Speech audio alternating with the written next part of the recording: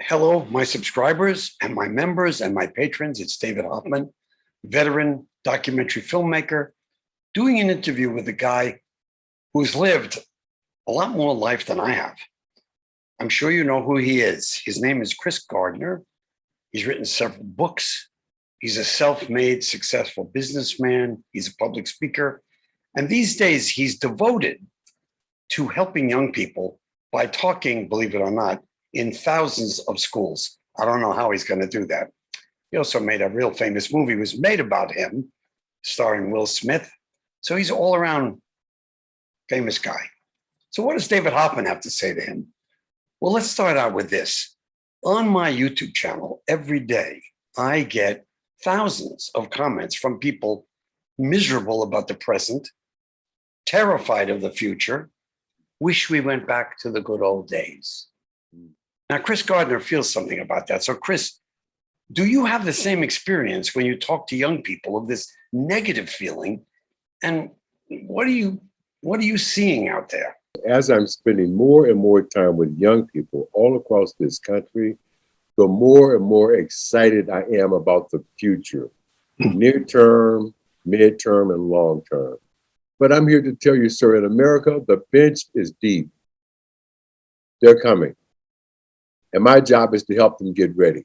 So I am tremendously excited about it, but directly responding to your question, I will share this with you. Our young people are afraid, David. They are afraid. The number one question that I get when I do the events that I'm doing in high schools, middle schools, and upper level elementary schools, the number one question, David, is some variation of, why didn't you quit? Were you ever afraid to try and go forward? Did you ever think that you couldn't do it? Some variation of that question. That fear is real, David. It's out there. I deal with it every day.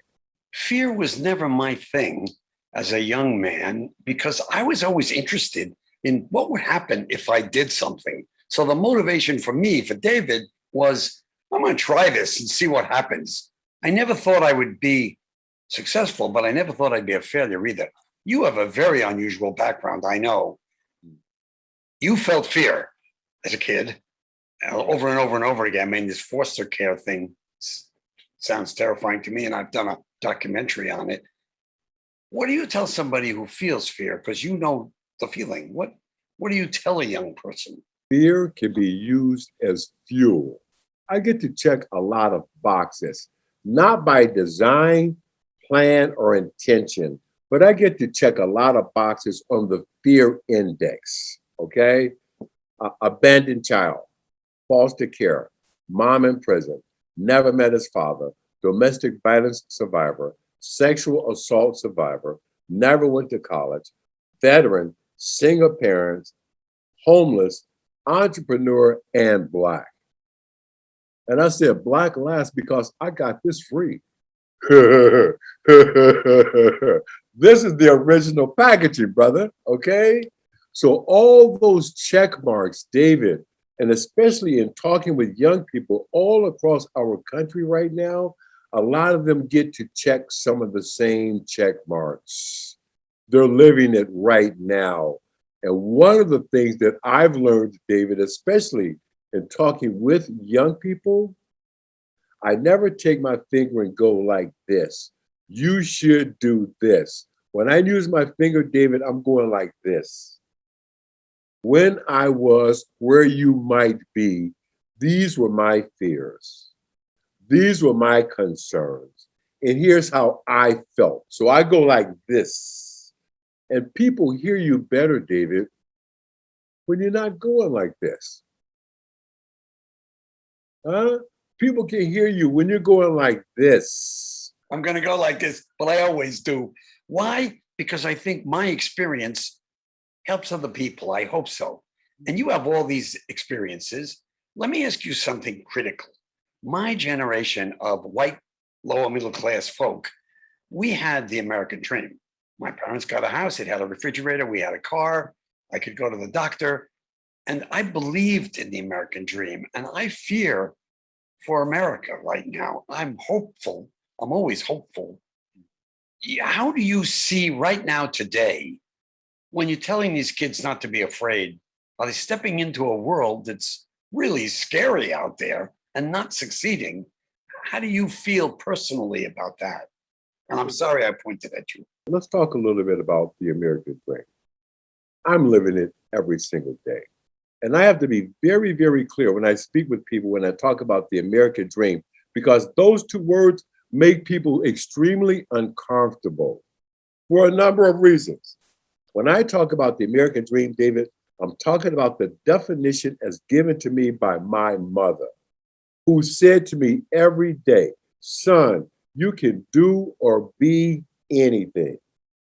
She did not say that you could have anything. She did not say that you could buy anything. She did not say that you're guaranteed, assured, owed, or entitled to anything. She said that you could do or be anything.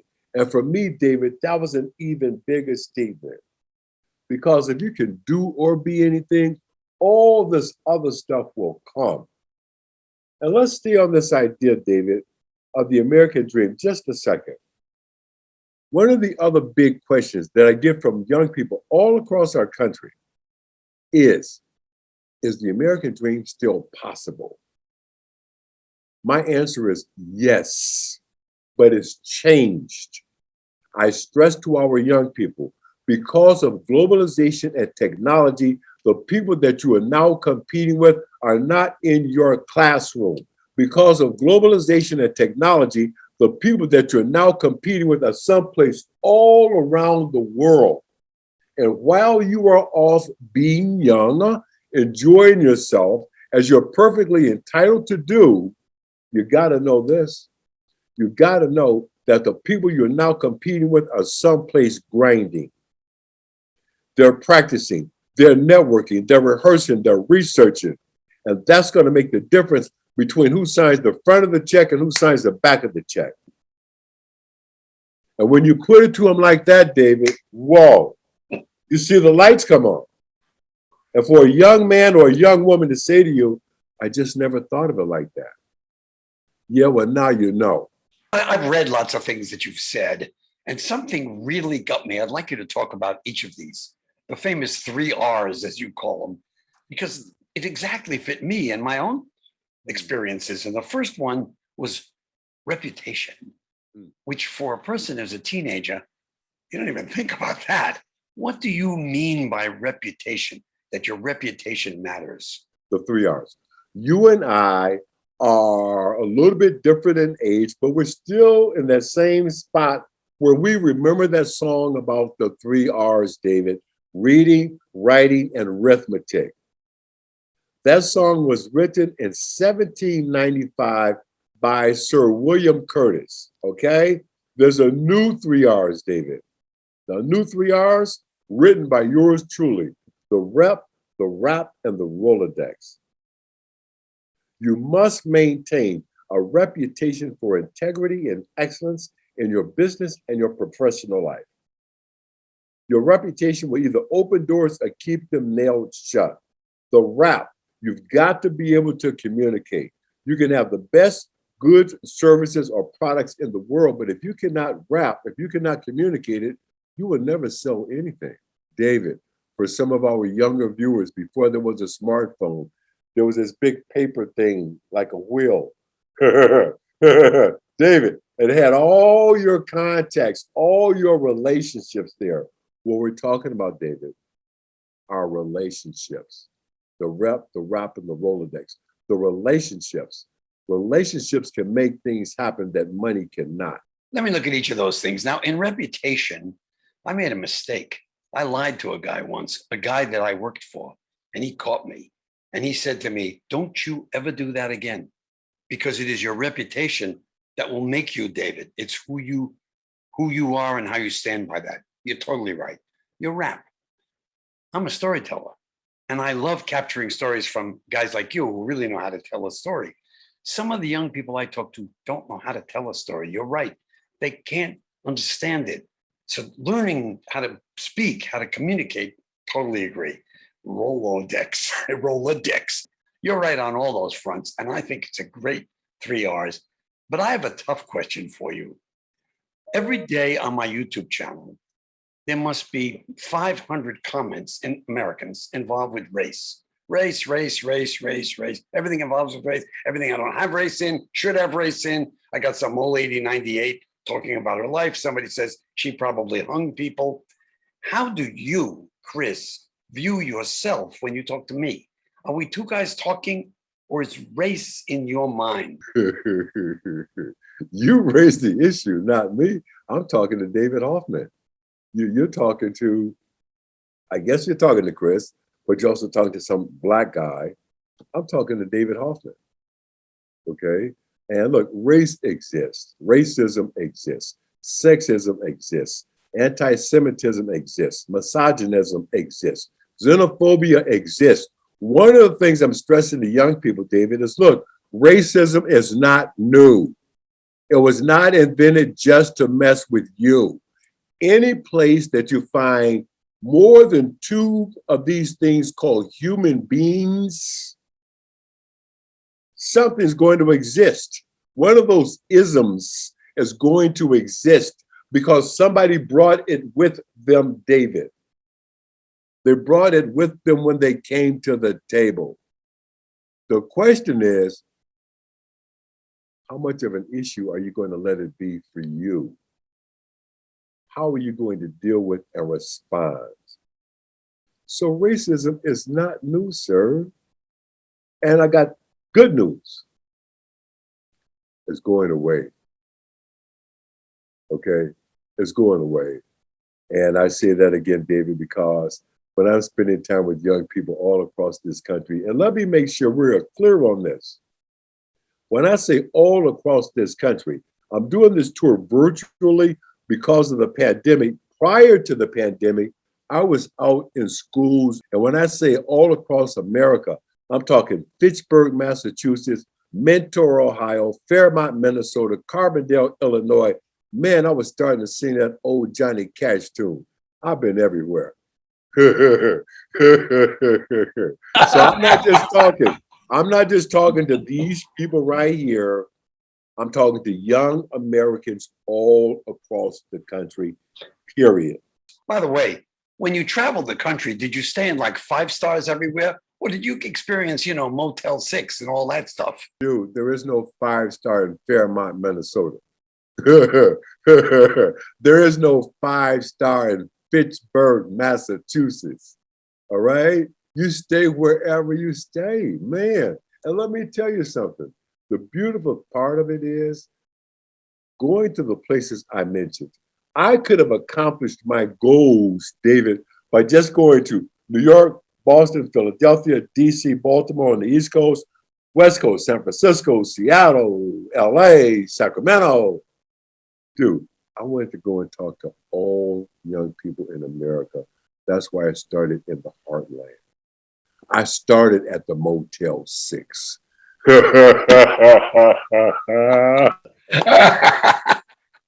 the way, just so you know, my generation, older than your generation, Chris, we don't use the word dude. Dude is kind of insulting. But for the younger generation, apparently it's a compliment because I get it all the time. You know what the compliment is, sir? You're here to hear it. Okay, dude. You're here to hear it. David, health is the new wealth. Health is the new rich. You're 80 years old. You just had a birthday when? Yesterday? Happy birthday, dude.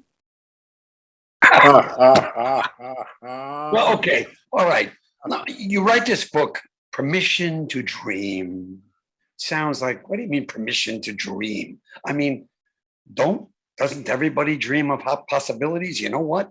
I know from my YouTube channel, not everybody does. All I had were my dreams. I mean, it came from poor people and there were these dreams and I was going to get them.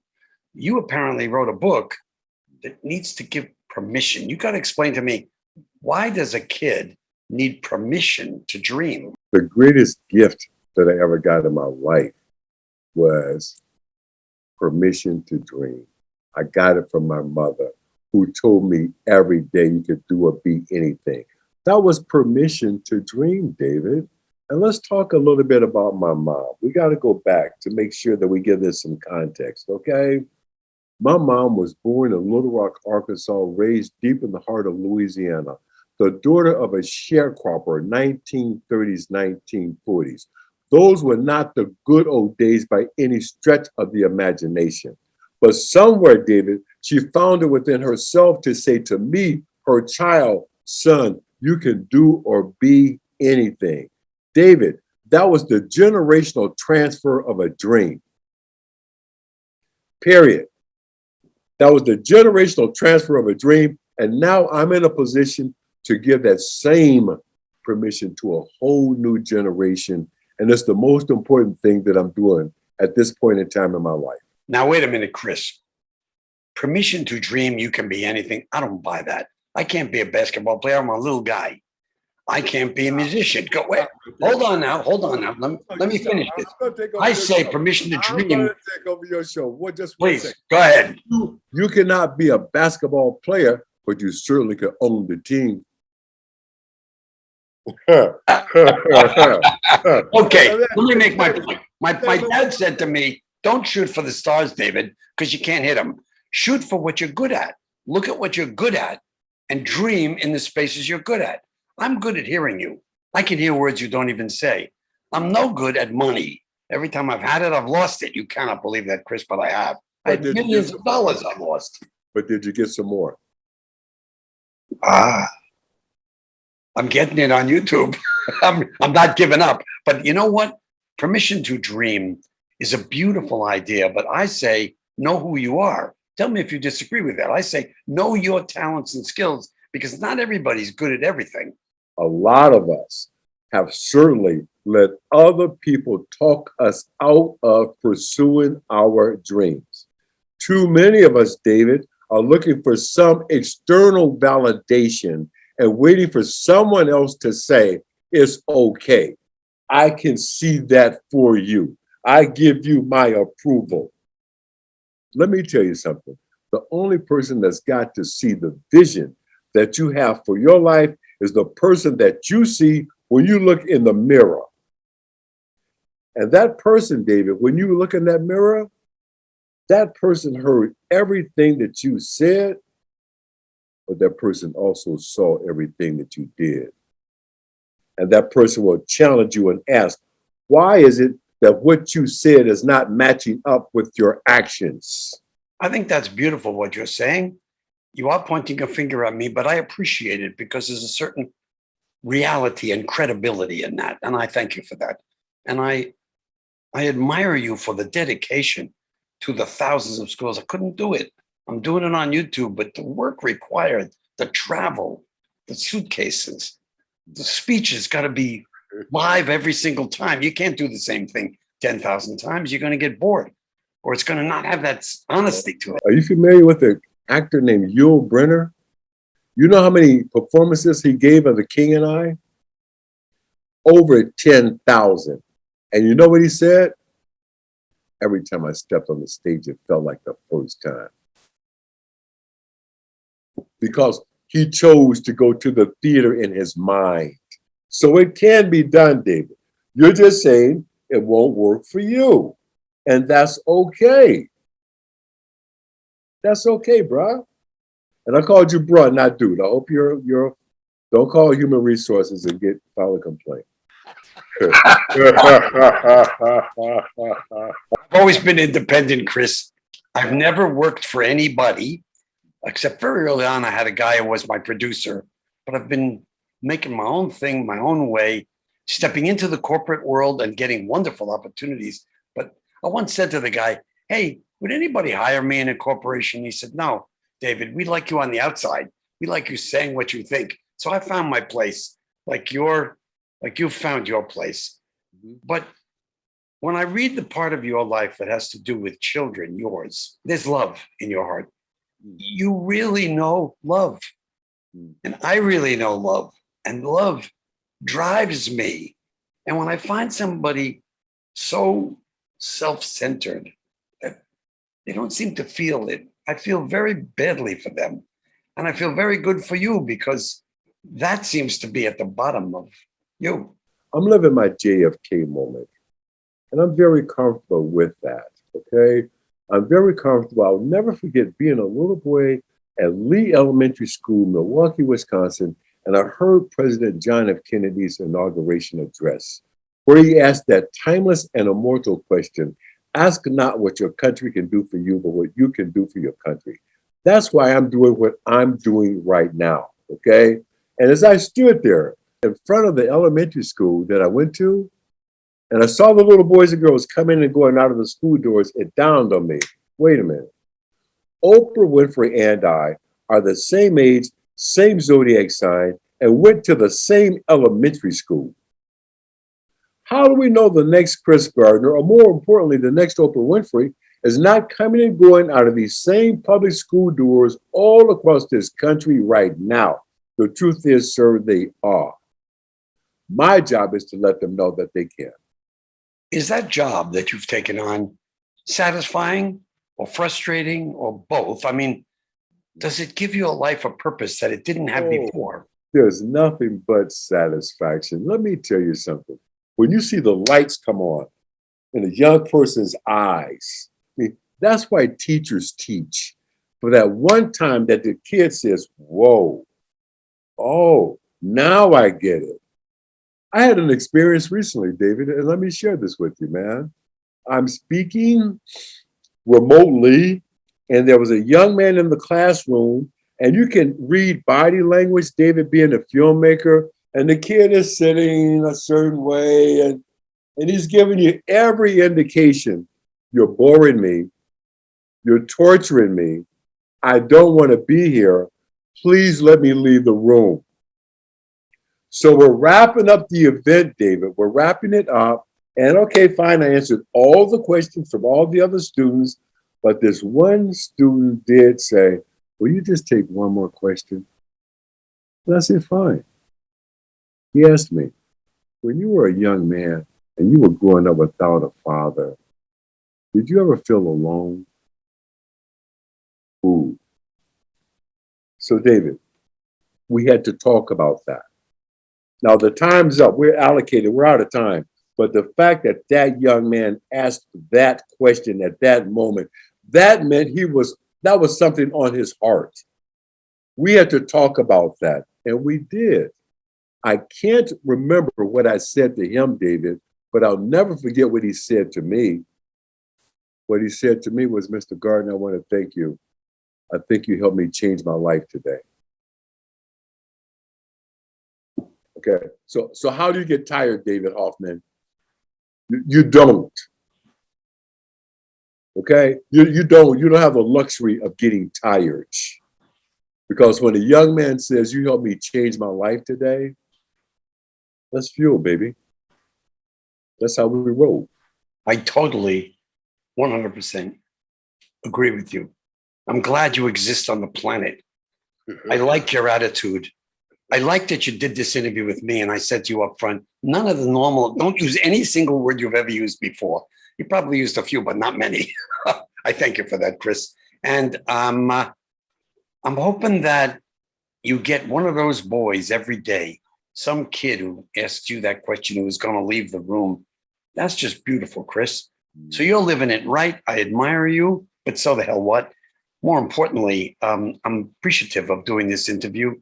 And I hope that the people that are watching my channel take something away from it. What would you like?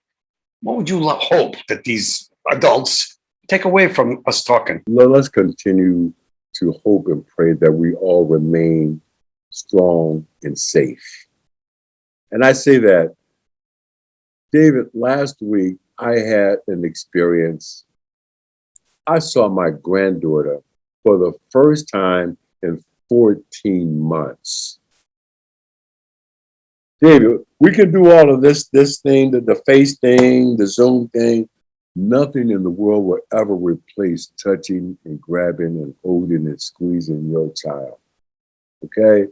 So this whole idea, let's go back to the title of the book, Permission to Dream.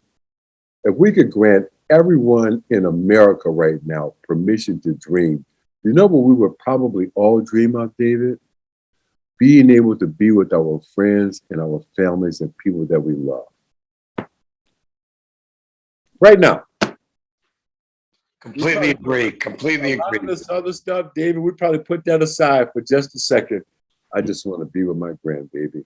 I want to be with my son. I've got to tell you, man, I've heard stories from thousands of people all over the world responding to a little post that I put up about how I just saw my mom for the first time in over a year. And I'm 65 years old.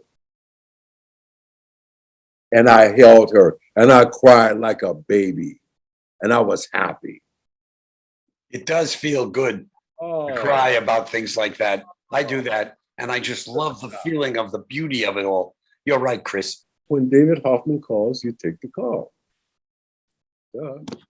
It's my it's my reputation, my rap. It's getting better all the time. My Rolodex. I threw away a lot of old ones, Chris. A lot of old ones don't matter. Bring it back. Get it out. Dust it off. Dust it off, baby. Chris Gardner, David Hoffman says you're doing good. Thank you. Thank you, brother. We'll see you again soon.